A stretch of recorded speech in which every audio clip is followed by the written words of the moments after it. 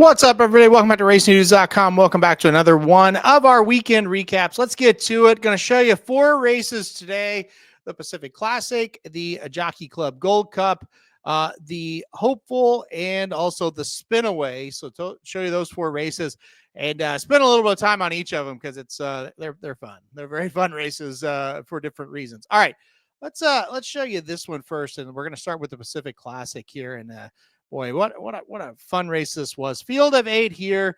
It was a Fierceness going up against Journalism. Nysos, who was the morning line favorite in this race, he did actually scratch out of the race. And so that was kind of the morning of the race, it was definitely a shocker. And so we were pretty surprised there. So it did leave us with Journalism, who got bet pretty hard.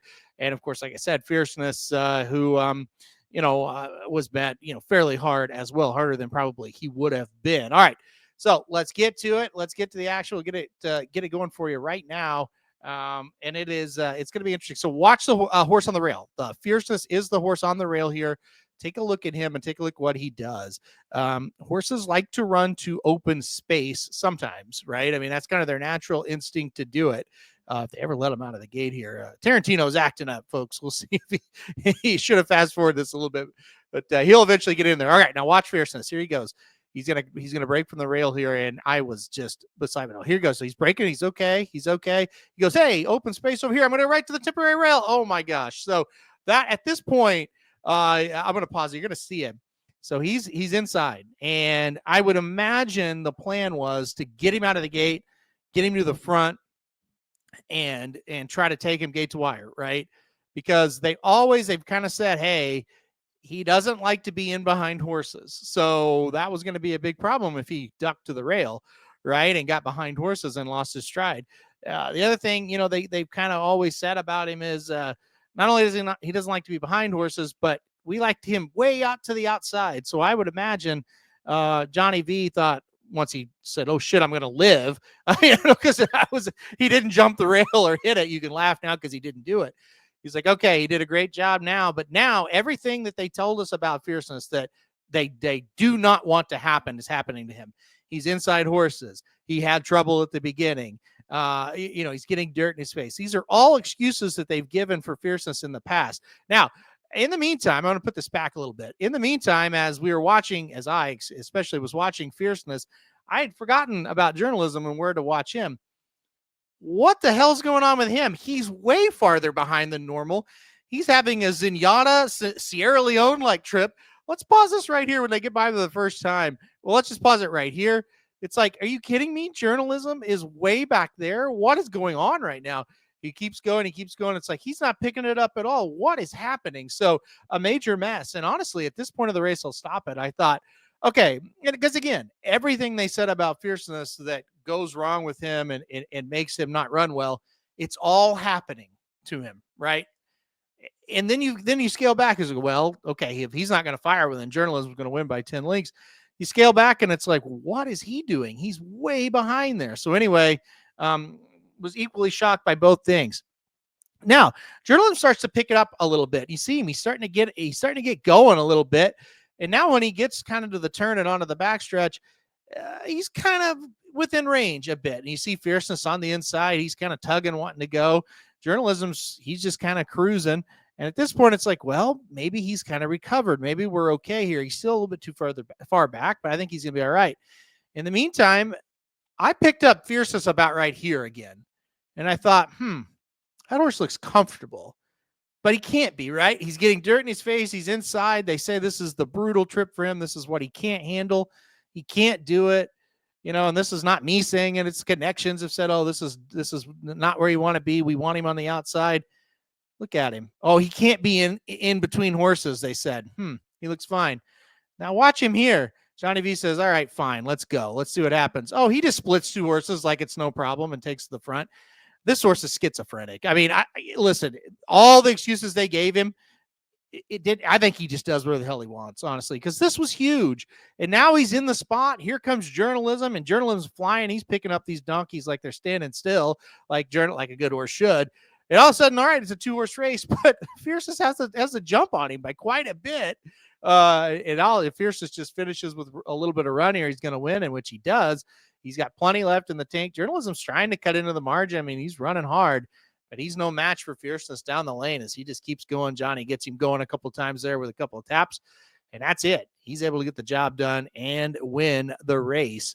107 Beyer for Fierceness, 102 for Journalism. So they both kind of, Fierceness ran his A race, and Journalism kind of does what he does every single race, right? So really crazy. And again, this was the spot, like, I was like, okay, well, obviously he's pulling at this spot. Johnny V says, you look at him pulling on him a little bit. He's like, all right, well, hell, let's just see what he does. I'll just take a shot. All right, go on. Boom. He just goes, splits them. No problem. Dirt in the face. Not a big deal.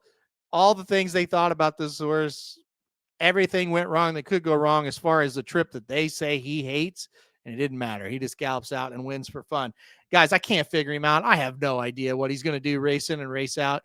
I thought all the antics were behind him, and then he had some clunkers again, and now he does this. Honestly, when he ducked in at the start, I just started, once he got okay, and I could see he wasn't in any harm, I just started laughing because I was like, man, you just never know with this horse.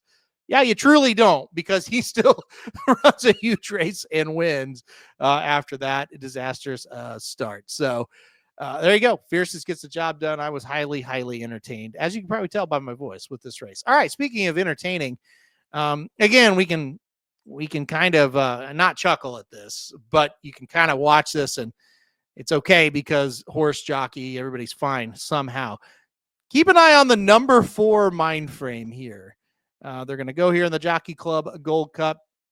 Mind frame standing fine. There they go. There they're off, and looks like a clean beginning. Now, the 7's going to cross over. The 6 is going to bump with a 5, and then let's pause it. Oh, let's go back just 2 steps here. A chain reaction, and then all of a sudden, right there, Irad Ortiz Jr. is riding White Barrio with Zayas. So Zayas and White Barrio both are Zayas, White Barrio, and Irad Ortiz all together. I can laugh because they're fine, but this was a serious incident where when it was happening, I was not laughing. I was very worried. You could tell in the call that Frank Marimati, I don't want to put words in his mouth, but he scaled back at one time when the horses were on the backstretch, and you could tell he was looking at Irad Ortiz like, is he fine? Can they even get him off the track at this point? A buddy of mine was at the racetrack and was like, yeah, 3 or 4 guys basically just carried him over to get him away from the horses and out of harm's way, because obviously they're coming back. This is on the front side, right? They're coming back around. If he's seriously injured, this race gets canceled. They're pulling horses up. So anyway, there he goes. He is miraculous. He almost got back on mind frame. I mean, it was close. He was trying everything he could. You got to give him credit. What an athlete. He falls off again. I don't, we can show this because he's fine. Nothing. He's banged up, but he is cleared to ride. So now we've got Mind Frame, the undefeated Mind Frame, running free on the track. Thankfully, it sounds like he's okay as well. Sierra Leone is way back, and which is normal, but he also kind of had to hurdle over Irad Ortiz. So at this point, it's like, this is just a mess of a race. The Rabbit is out in front. Phileas Fogg, who crossed over, is second. White Barrio third, and Aquarian there in fourth. And so then, the Rabbit's going fast. I thought, man, Sierra Leone's way too far behind. He just lost stride. I mean, it's not all his fault. But anyway, he's way too far behind. You see Mind Frame. He's just kind of out there going, man, what in the hell just happened? I have nobody on my back. This is crazy. So he's going to end up kind of stopping once we get to the turn. And thankfully, he's okay. That is terrifying when a horse, by the way, is out there running loose. You just never know.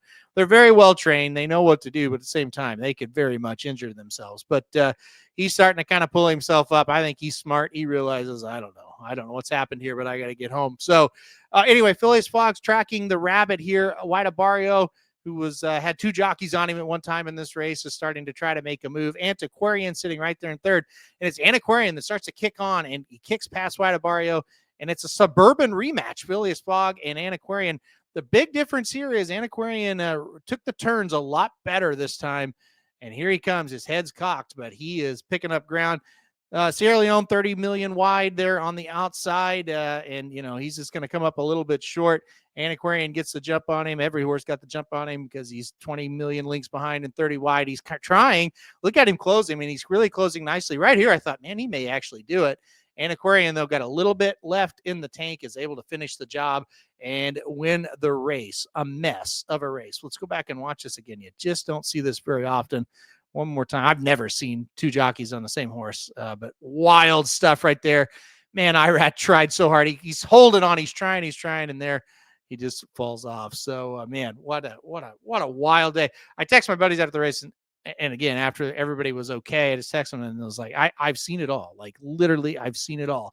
I've never seen that happen. So 108 Buyer speed figure for Antiquarian, 106 for Sierra Leone, and a 102 for Highland Falls. He was able to get third as he was able to we'll do the stretch one more time here. He's able to get up for fourth, and then Phileas Fogg obviously gets taken down. And so that makes Highland Falls up for third. All right, that's it for those two races. Obviously not what we expected to see, but yeah, pretty crazy stuff. Let's go to the Spinaway on Saturday next. This race for the 2-year-old fillies, as we start to look for, okay, who's going to be the Breeders' Cup, juvenile fillies favorite, and who knows, this horse that won may not be, but this was a pretty good effort here. So you get out to the front here, kind of like we thought the horses were going to go. Went Senna and Mythical, of course, an undefeated horse that has been so good, but they're cooking up front and they're setting it up for the number 8 Tommy Joe, as well as what I thought for the number 5 Percy's Bar, the late closer there. Two of the horses that were pretty highly thought of. Tommy Joe, even money, went off at even money here in this one. You're going to see why in a second. Again, they are sizzling. They're going 7 furlongs, 22-2. These are just 2-year-olds. That is racehorse time. I knew Mythical was cooked at this moment. And Tommy Joe just setting it up so nicely. She is going to make a nice little move right here at the top of the stretch, and this thing's pretty much over from here. The embattled leader's 44.54 for 7 furlongs. That is so fast. So here it comes to me, 2-horse race here between Tommy Joe and Percy's Bar as they get to the top of the stretch. Of course, Percy's Bar closing into that fast pace as well. Tommy Joe gets the jump and she's gone. That's just the end of it right there. You knew there was not going to be any catching her. Going to stride out for just a dominant victory for Todd Pletcher. By the way, Todd Pletcher, he's going to win all 4 of these races we're going to talk about here. Tommy Joe gets the job done. Sees striding out nicely to the wire. 85 Buyer speed figure for her, 71 for Percy's Bar. And a great effort. What are you going to say? Really, really nice effort there from Tommy Joe. All right, let's go to the hopeful, the last race for the 2-year-olds there at Saratoga. This was very impressive indeed here. Let's get to it. And they are off here, another 7 furlong race. And a very, very good break from the let's do that again. A very, very good break from the outside horse, Ted Nafi. But again, kind of like Tommy Joe, going to sit off just a little bit, going to let Soldier and Diplomat go out there, going to let Flying Hawaiian go out there as well. Won't go quite as fast. So Ted Nafi kind of going to sit there in second or third off Soldier and Diplomat in the spot. And it's going to be pretty tough. The Bob Baffert train Butane out there in 4th right now, sitting right there with Ted Nafi. And so it's like, okay, I think these are the 2 horses. And there you see the quarter was 23.16 for this one. So going much slower. And that allowed these horses to sit a little bit closer to the pace. And it was just one out there, Soldier and Diplomat. They went so fast in the Spinaway. That was crazy. Anyway, coming to the top of the stretch, you can see the 8 making a move, the 5 jumping up as well. That's the 2 horses, 46.3 to the half, so almost 2 seconds slower. And here they come, and Ted Nafi gets the jump. Butane's coming after him. The 1 Curtain Call, pretty good maiden winner, coming after him as well. It's over, though, in a couple of jumps. The Pletcher runner just kind of gallops away from him here. Look at him kind of just extending this lead at this point. Couple crops or hits with the crop there, and it's over. Gallops away, gaining steam. Look at this. Just runs away once he goes left-handed. Boom. That's a big victory there. The Baffert horse goes second, Butane, and then Curtain Call third. 98 for Ted Nafi. A 98 Buyer speed figure, 82 for Butane, 82 for Curtain Call. So look at this gallop out. Holy cow. Big effort. One of the better efforts I've seen out of the 2-year-olds. You better keep an eye on him. He looks very, very talented to me. Just a quick note. Now they are different days here. I'll take this off there. Tell I like Oklahoma football. All those suggestions were Oklahoma football. I feel like, all right.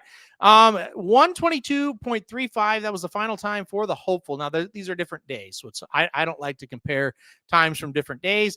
It was only a couple days difference, though. Not a lot of weather change. So, they are kind of comparable. Like I said, 122 and change there for the hopeful, 122.35. The Spinaway at the same distance was 123.39. So over a second faster, and that's pretty significant in horse racing. All right, guys, that'll do it for this week's weekend recap. We will be back next week, probably talking a little bit of Kentucky Downs.